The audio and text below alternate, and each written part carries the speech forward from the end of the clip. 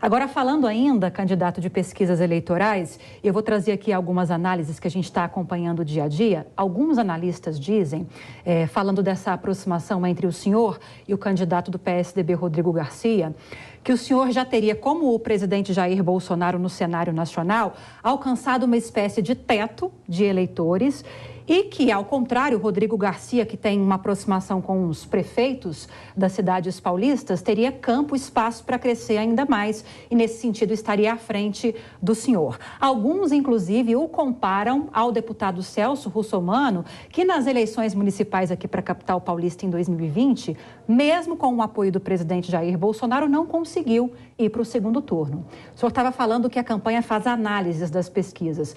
Como esses números estão sendo analisados e que frente ou em que frente a campanha pretende atuar e está atuando com mais força para tentar romper essas barreiras? Vamos lá, as situações são absolutamente diferentes da minha, do Celso Russomano. Primeiro, é falso dizer que eu já cheguei no meu teto e o Rodrigo não, porque o meu desconhecimento é tão grande quanto ele. Então, a mesma possibilidade que ele tem de crescer é a que eu tenho, com uma diferença fundamental, muito forte. Eu sou o candidato do presidente Bolsonaro e isso faz toda a diferença.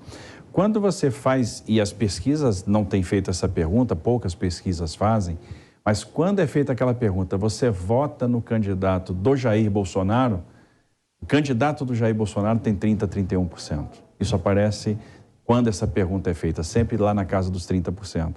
Então, tem muita gente que ainda não sabe quem é o Tarcísio, não sabe quem é o ministro da infraestrutura do Bolsonaro, mas vai votar no candidato do Bolsonaro. Quem é o candidato do Bolsonaro? É o 10, é o Tarcísio. Opa, então é nele que eu vou votar, porque eu vou votar no candidato do Bolsonaro. Isso vai fazer toda a diferença numa eleição que está bastante polarizada. Então, eu tenho espaço de crescimento e eu sou o candidato do Bolsonaro.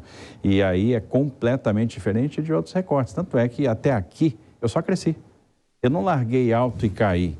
Não, eu larguei lá embaixo e vim crescendo, crescendo, crescendo, crescendo, crescendo. Os recortes, as pesquisas que nós temos internamente nos dão um cenário bastante mais favorável do que esse que está aí.